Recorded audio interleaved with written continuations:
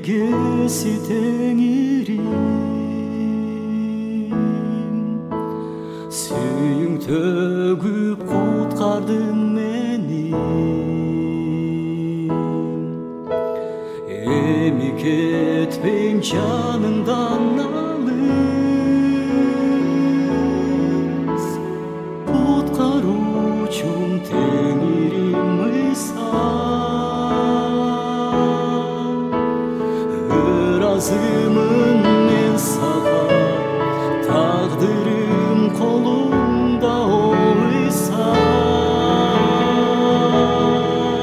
Теңир жашоодун тирегисиң, таянар асказомсуң, сактоочум жашоо деңизинде.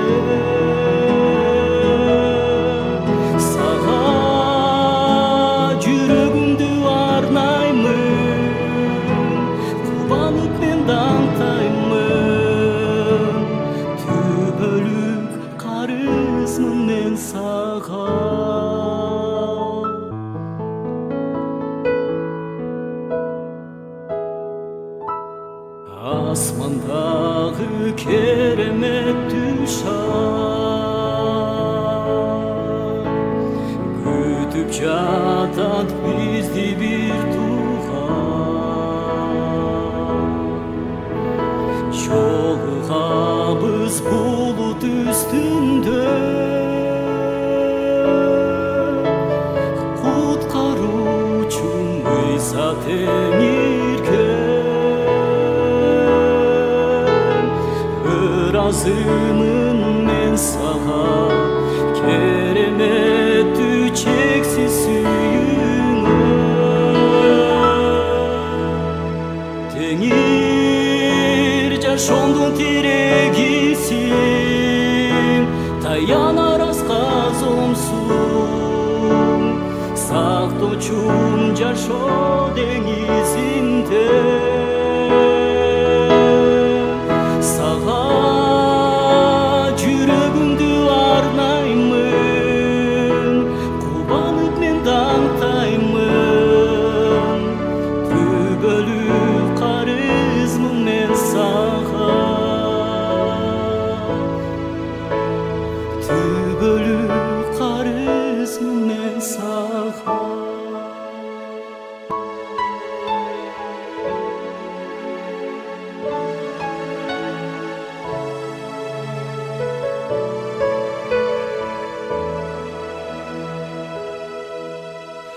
Ыразымын мен сага, тагдырым колуңда ойса.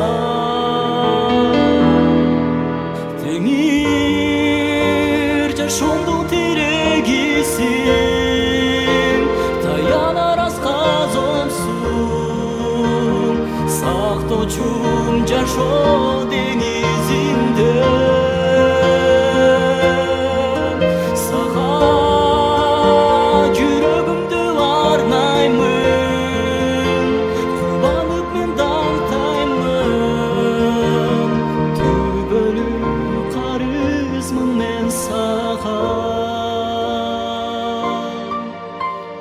Түбөлүк карызмын мен сага.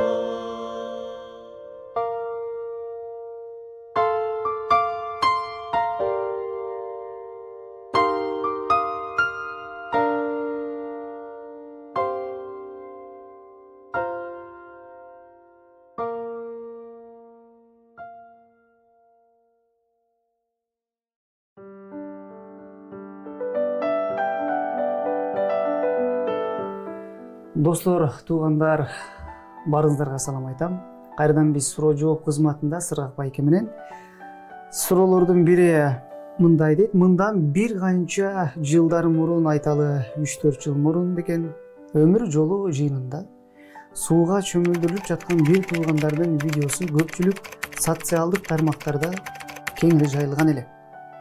Бул тууралуу билбеген жалпы эл үчүн чоң сенсациялык ачылык болгон. Деги эле сууга чөмүлдүрүү деген эмне? Кандай максатта ошол салт сакталып келет? Библияда айтылганбы? түшүндүрүп берсеңиз. Ооба, чөмүлүү бул Кудай сөзүндө анын осуят экени айтылат. Ошондор өткөн ошол окуялар болгон. Ошол окуялардан кайсыларында түшүнбөгөндөр ар кандай реакция кылышкан. Бирок чынында эле чөмүлүү эмне болгон? Чөмүлүү эмнени билдирет? Чөмүлүү бул биринчи адамдын чечими, жүрөгүнөн мен Кудайдын алдында таза бир менен жашайм деп убада берет. Эми ошол убадасын ал Кудайдын алдында, адамдардын алдында ал сууга чөмүлдүрүү менен билдирет. Кандайча? Бул образы түрдө адам сууга киргенде мен күнөө үчүн, өзүмдүн жаман иштерим үчүн өлдүм деген билдирет. Көмүлдүм дегендей. Баягы сууга көмүлгөндө мен көмүлдүм, ошо күнөөнүн баарын көмдүм. Качан суудан чыкканда мен эми жаңыча Ыйса үчүн жашайм деген билдирет. Бул чөмүлүү ошол чечимдин прообразы катары, ошо айкели катары, ошонун символ катары көрсөтүп бере турган ушундай көрүнүш да. Ошол себептен чечимсиз чөмүлүү бул пайдасыз. Биринчи адам жүрөгүндө чечим, мен таза бир менен жашагым келет Кудай менен. Андан ары таза жашайм, мен күнөөнү мындан ары кылбайм, күнөөдөн качам дегени билдирет. Ошол чечимин жана айткандай, сууга киргенде мен өлдүм күнөө үчүн, чыкканда мен Ыйса үчүн жашайм деген чечимин Кудайдын алдында, адамдардын алдында публикада көйлөндүрөт. Бул эч кандай жаман нерсе жок, эң жакшы нерсе. Бир гана ушул ким билбесе ошол туура түшүнгөнү маанилүү деп ойлойм. Рахмат. Демек, видеону тартканда бул кандайдыр бир туура эмес тартып киргизип койгон турбайбы? Демек, бунун максатын, маанисин билбей туруп ушуну түшүнсөк болот. Билбейм кандай мааниде киргизген, бирок кыскасы ошол болгон окуя, бирок ошол тандагы чечимдер болчу. Сууга кирип чыкканы жанагыдай. Күнөө үчүн өлдүм, Ыйса үчүн жашайм деген чечим. Эми ким ар кандай түшүнгөндөр бар да. Кимдери туура түшүндү, кимдери туура эмес түшүнгөндөр ушундай болду да. Демек, достор, кимдер көрүп жатса дагы ушундай жоопторду уктуңуздар. Анан дагы бир нерсе, кайсы бир нерсени ишенгендер арасында же ошондой көрүп калчу болсоңуздар, адегенде алардын өздөрүнүн сурап тактап билүүңүздөрдү каалар элек. Кудайым ар бириңиздерге түшүнгөнгө жардам берсин. Кайрадан жолугушканча саламатта туруңуздар.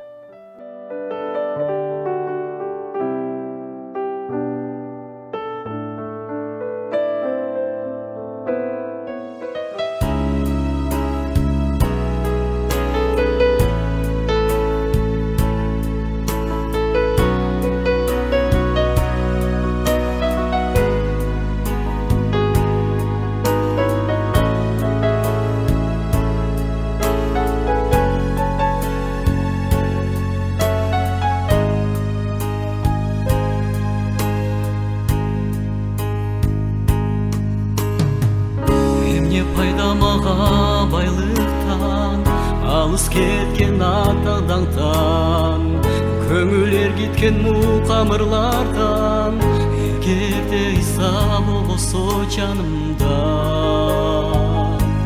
Ыйсасыз дүйнө айлана чөлгө, Ыйсасыз маңызы жок өмүрдүн.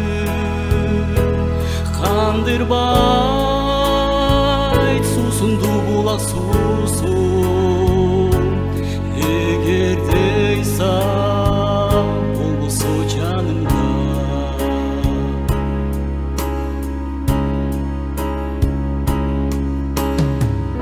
Айырма жок кубанып жатамбы, же кайгыга батып турамбы, маанисиз маңызсыз мунун баары, эгерде Ыйса болбосо жанымда.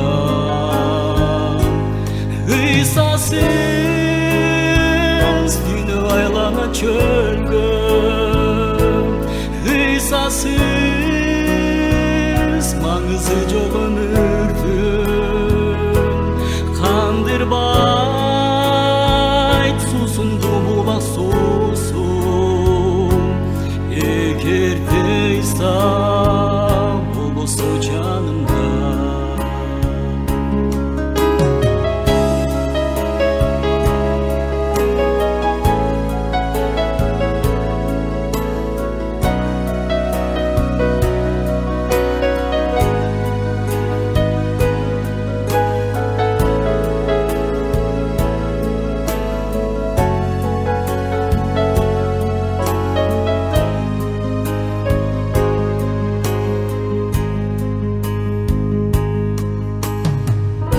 Kıyasasız жарық күн қараңғы, қисасыз мен bir uç topura.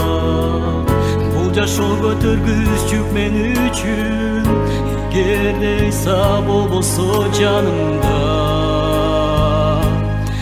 İsa'sız dün ayağına çölgü, İsa'sız mаңызы жоқ өмірдің. Қандырбай сусынды бұлақ сусын, егерде İsa болбосо жанымда. İsa'sız dünya aylana çölgüm, İsa'sız mаңызы жоқ өмірдің.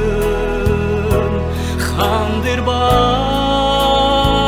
сусынды бұлақ сусын, егерде İsa болбосо жанымда.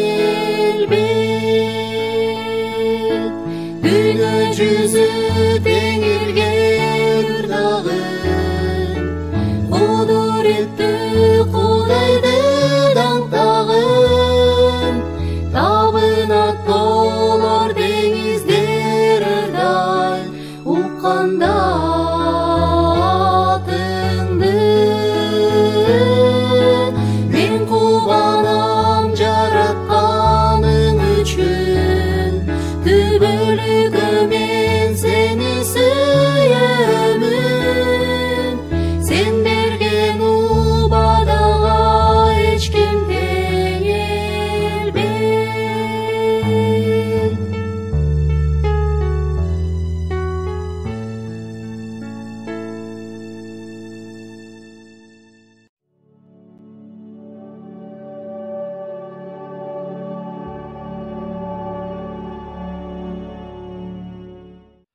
Саламатсыңарбы, урматтуу көрөрмандар. Барыңыздарга салам айтам. Үй бүлөңүздөргө тынчтык каалайм. Жеке жашоолоруңуздарда жашооңуздарга Кудай батасын берсин. Кайрадан сиздер менен жүз көрүшүп, Кудайдын сөзү менен сүйлөшүүгө мүмкүнчүлүк берген Кудайга ыраазычылык айтам. Бүгүн мен сиздер менен жамандыкты жакшылык менен жең деген темада сүйлөшкүм келет. Ыйык жазууда көптөгөн мисалдар бар. Кайсы бир адамдар жамандыкка жамандык менен жооп берип, өзү кыйрап калган учурлар болгон. Кайсы бир адамдар жамандыкты көргөндө эле жеңилип калган адамдар жөнүндө айтылат. Бирок кайсы бир адамдар жамандыкты жакшылык менен жеңип, Кудайды даңктаган учурлар дагы жок эмес. Ыйык жазууда жамандыкты жакшылык менен жең деп чакырат. Ооба, биз адамдар дагы жамандыкты жакшылык менен жең деп айтабыз. Биздин кыргыз элибизде таш менен урганды аш менен ур деп айтат. Жамандык кылган адамды жакшылык менен жеңсең, анда сен ал адамдын башына чок үйөсүң деген дагы сөздөрдү окуйбуз. Демек, биз адамдардын жамандык кылып аткан адамдарга аларды уяткарыш үчүн бир гана күчтүү курал бар. Ал жакшылык менен жеңүү. Мен бир нече окуялар менен бөлүшөм. Ошол окуялар аркылуу Кудай бүгүнкү күндө бизге эмнени айткысы келет? Биз ошону жүрөгүбүздөн кабыл алып, кайсы бир чындыктарды үйрөнгөнгө Кудай бизге жардам берсин. Бирок алгач мен ошол чындыктарды айтыш үчүн окуянын башынан баштап айтып берейин. Шаул деген падыша болот. Ал падыша алгач падыша болордун алдында ушунчалык жөнөкөй, ушунчалык башкаларды урматтаган, тил алчак, өзүн жогору көтөрбөгөн адам болот. Ал падышачылыкка отурат. Ал падышачылык кыла баштайт. Бирок бийлик, атак, даңканы тез эле бузуп салат. Ал өз билгенин кылып, каалаганын жасап, Кудайга тил албай, Кудайдын пайгамбарын укпай, ал Кудайдан четтей баштайт. Ошондой жабыттарда ал Кудайды таштап салгандыктан Кудай аны таштап коет. Ошондо анын жанында Дөт деген адам, ал жүрөгү Кудайдын жүрөгүнө жаккан адам, ошол Шаулдун жанында кызмат кылып калат. Бир күнү алар душмандары менен каршы согушка чыкканда, ошол Дөт Кудайдын жардамы менен Голиаф деген өтө чоң болгон адамды жеңет. Ошондо Шаул Дөттү өзүнүн жанына алып, анын ошончолук кайраттуулугун колдонгусу келет. Ошентип Дөттүн атак даңкы өсө берет. Бир күнү Дөт ушундай бир жеңиштен келатканда, элдер, аялдар, кыздар чыгып, Шаул 1000 жеңди, Дөт болсо 10 000 жеңди деп кыйкырганда, Шаулдун жүрөгүнө жек көрүү, ичи тарлык кирип кетет. Кудай Дөттү жогору көтөрө берет, ал эми Шаул болсо кудайсыз болгондуктан ал төмөн түшө берет. Ал өзүнүн падышачылыгын канчалык бекем кармаса дагы, ал төмөн кете берет. Ал эми Дөт жогору көтөрүлөт. Ошондо Шаул, мен бул адамды жок кылбасам, анда бул менин падышачылыгымды тартып алат, мен муну өлтүрүшүм керек деген чечимге келет. Бир күнү Дөт падышанын жанында турганда, ошол Шаул колундагы найзасы менен Дөттү дубалга кадай сайгысы келгенде, Дөт андан буйтап кетет. Ошондо Дөөт түшүнөт, демек бул адам падыша мени өлтүргүсү келип атат деп, анан ал Шаулдан качат. Шаул болсо ага куугунтук кылат, анын аркасынан колойт, ал тоолорго, талаларга, чөлдөргө качып жүрүп отурат. Ошентип ал көп өмүрүн качып жүрүп отурат. Анын тегерегине карызга баткандар, куугунтукталгандар чогулат. Дөөт болсо бир күнү Эйин-Геди деген бир жерде жашынып жүргөндө Шаул өзүнүн аскерлери менен кууп барып, ошол жакта Дөөттү кармаш үчүн барат. Ошондо мынтип жазылып турат. Шаул перишликтерди кууп, кайра кайтып келгенден кийин ага Дөөт Эйин-Геди чөлүндө деп билдиришти. Шаул бүткүл Израилдин тандалган 3000 кишини алып, Жейрен мекендеген тоолордон Дөөттү жана анын кишилерин издөөгө чыкты. Ал жолдогу кой камачу кашаага келди. Ал жерде үңкүр бар болчу. Шаул ага заара ушатканы кирди. Дөөт болсо кишилери менен үңкүрдүн түп жагында отурган эле. Дөөт өз кишилери мындай деп айтышты. Теңирдин сага, мен сенин душманыңдын өз колуңа салып берем. Аны каалаганыңдай кыласың деген сөз аткарылар күн келди. Дөөт туруп барып, Шаулдун сырт кийиминин этегин акырын кесип алды. Бирок Шаулдун кийиминин этегин кесип алгандан кийин Дөөттүн жүрөгү ооруду. Анан ал өз кишилерине, Теңир мага, өз мырзама, Теңирдин майланганына кол салууга жол бербесин. Анткени ал Теңирдин майланган адамы деди. Ушул жактан Дөөттүн жанындагы адамдар айтып атат. Мына Кудай сага душманыңды колуңа салып берди. Душманың сени кубалап жүргөн, сени өлтүргүсү келип жүрөт. Ошол себептен сен чөлдөрдө, талаларда, тоолордо качып жүргөнсүң. Мына колуңа салып берди. Мына өзү келди. Өлтүр деди. Бирок Дөөт падышага зыян келтирбестен болгону барды дагы ага далил катары Кудай сени менин колума салып берген деген чындыкты айтыш үчүн акырын келди дагы үңкүргө киргенде акырын анын кийиминин этегинен кесип алды. Бирок жазылып турат. Качан Дөөт анын кийиминин этегинен кесип алганда анын жүрөгү ооруду. Керек болсо ал ошол падышанын кийимине зыян келтиргендиги үчүн анын жүрөгү ооруду. Ошондо айтып атат. Жок дейт. Теңир мени сактасын. Мен ошол Теңирдин майланганына, Кудай койгон падышага мен кол көтөрбөйм. Ушул сөздөрдү айткандан кийин мынтип жазылып турат. Ошентип Дөөт ушул сөздөр менен өз кишилерин токтотуп калды. Алардын Шаулга каршы көтөрүлүшүнө жол берген жок. Шаул болсо ордунан турду да үңкүрдөн чыгып жолго түштү. Андан соң Дөөт да туруп үңкүрүнөн чыкты да Шаулдун аркасынан «Мырзам, падыша!» деп кыйкырды. Шаул артын караганда Дөөт жүз төмөндөп ага таазим кылды. Дөөт Шаулга мындай деди. Дөөт сага жамандык кылууну ойлоп жатат деген кишилердин сөзүн эмнеге угасың? Бүгүн Теңир сени үңкүрдүн ичинде менин колума салып бергенин өз көзүң менен көрдүң. Мага сени өлтүр деп айтышты, бирок мен сени аядым.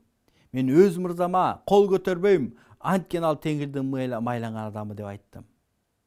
Карачы ушунчалык Дөөт анын колуна анда мүмкүнчүлүк болгон күндө дагы ал Шаулга кол көтөргөн жок. Анткени Дөөт жамандыкты жакшылык менен жең деген чындыкты ал жашоосунда өздөштүргөн экен. Элестетип көргүлөчү. Эгерде кайсы адам силерге ушунчалык жамандык кылып аткан болсо, каратып эле силерди жашооңорду талкалагысы келип аткан болсо, ал ошондой кадамдарды таштаган болсо, бирок бир күнү ошол адам силерге көз каранды болуп калса, силер кандай мамиле кыласыңар? Биз кандай мамиле кылабыз? Эгерде мен жамандыкты жакшылык менен жеңүүнү билбесем, ошондой учур келгенде мен сөзсүз түрдө анда мен өзүмдүн мүмкүнчүлүгүмдү колдоном. Бирок Бул Кудайга жакпайт. Кудай айтат, сен жамандыкты жакшылык менен жең дейт. Сага ошондой мүмкүнчүлүк келгенде дагы сен душманыңа аны уяткар дейт. Дөт уяткарды. Анын колуна салып берип койду. Бирок ал ага зыян келтирген жок. Анын жанындагы адамдар биз аны өлтүрөбүз дегенде алга токтотту. Жок, андай кылба. Анткени ал Теңирдин майлаган адамы. Аны Кудай өзү жазаласын. Менин ага кол көтөрүүмдү Кудай сактасын. Билесиңерби? Жамандыкты жакшылык менен жеңгиле. Бирок адам жамандыкты жакшылык менен өзүнүн күчү менен жеңе албайт. Жамандыкты жакшылык менен Кудайга ишенген адам, Кудай менен жашаган адам, Кудай менен ушунчалык жакшы мамилеси бар адам гана, Кудайдын жолунда жүргөн адам гана ал жеңе алат. Иса Теңирди адамдардын күнөөсү үчүн ага жала жабып, айкашкан жыгачка алып барып кадаганда, ошондо анын душмандары ары бери басып, эгерде сен Кудайдын уулу болсоң, анда түшчү жерге, биз сага ишенип калалы деп шылдыңдап жатканда, ошондо асманды карап, ата, буларды кечир. Анткени алар эмне кылып жатышканын билишпейт деп айткан эле. Тескеринче жамандык кылып аткандарга алардын күнөөсү үчүн кечирим сурап атат. Алардын күнөөсүн кечир. Алар эмне кылып атканын билбейт. Анын айкашкан жыгачта, ал кыйналып атканда дагы ал душманын сүйө алды. Ошол Иса Теңир өз сөзүндө душманыңды сүй деп ал өзү үйрөткөн болчу. Ал өзү үйрөткөндүктөн ал душманды сүйүү экендигин ал жашоосу менен ал көрсөтө алды. Чынында эле душманды сүйүү бул оңой эмес. Ыйык жазууда Матайдын жакшы кабарында мынтип жазылып турат.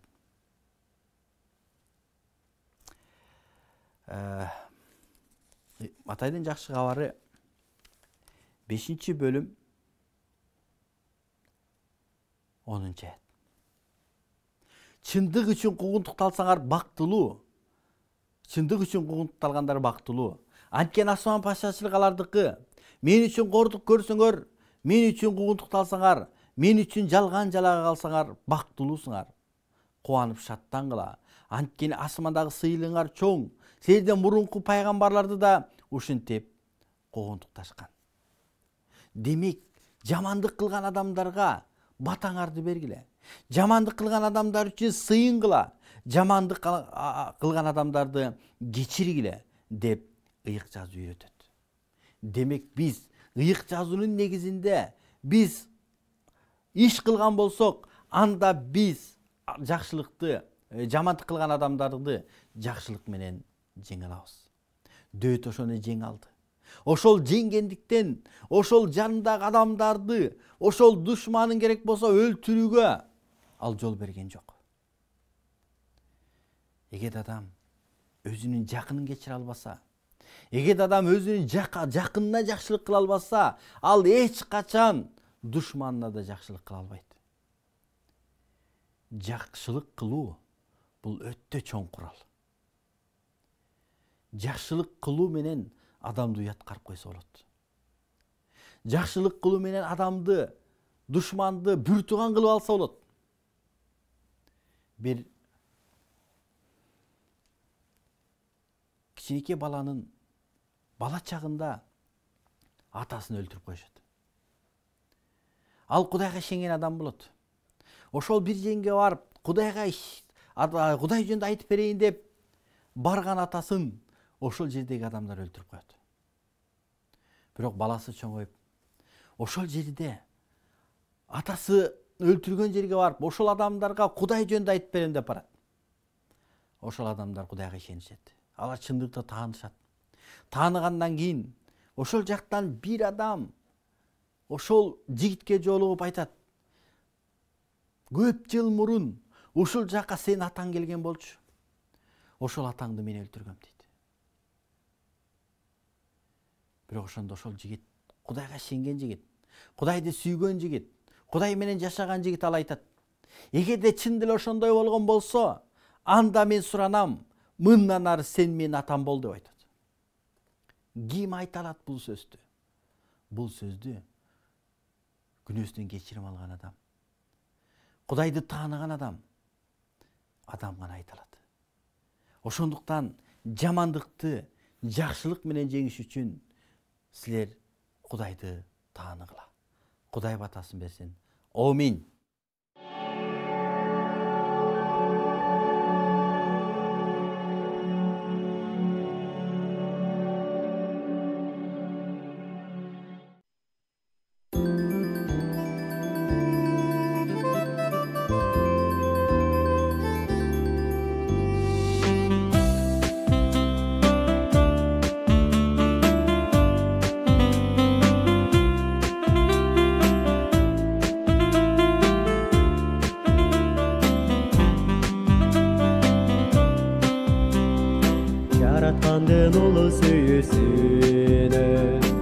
Дүйнөбүз толкуп кубансың, урматсыздын эси болгон Иса, жүрөктөрдө дайым даңкталсын.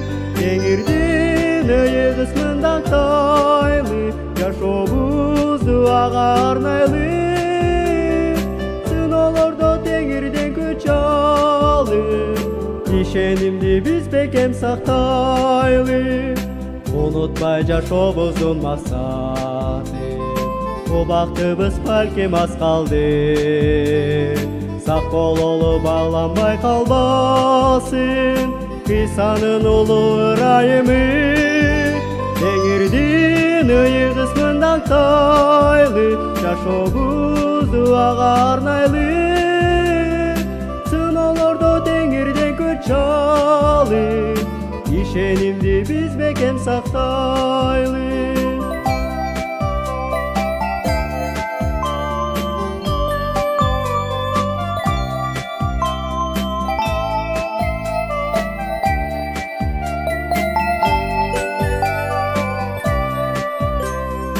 Ал берген белектерди барктайлы, күчүбүздү толук жумшайлы. Асмандагы сыйлыкка умтулуп, кызмат кылып биз талыкпайлы. Теңирдин ыйык ысмын даңктайлы, жашообузду ага арнайлы. Сыноолордо теңирден күч алып, ишенимди биз бекем сактайлы. Теңирдин ыйык ысмын даңктайлы, жашообузду ага арнайлы. Сыноолордо теңирден күч алып, ишенимди биз бекем сактайлы.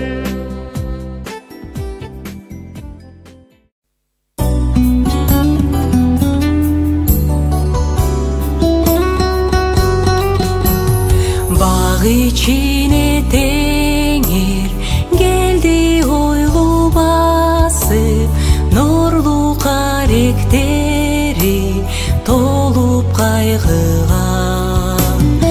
Эсе бүгүп анан болгон жүрөк мумун төктү атасына, айтты бир агам.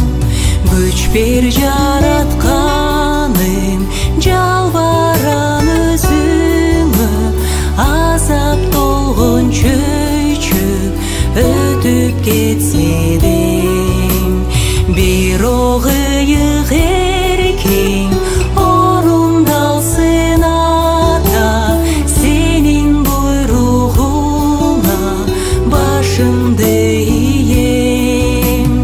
Эзип жаның чексиз кыйнап турду азыр, күнөөсү каргышы адам пенденин.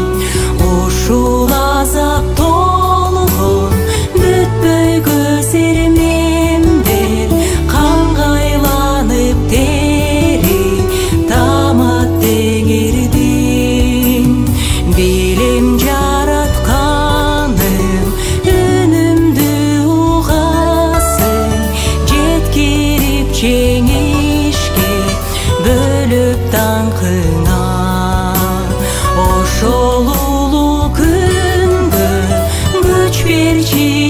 түн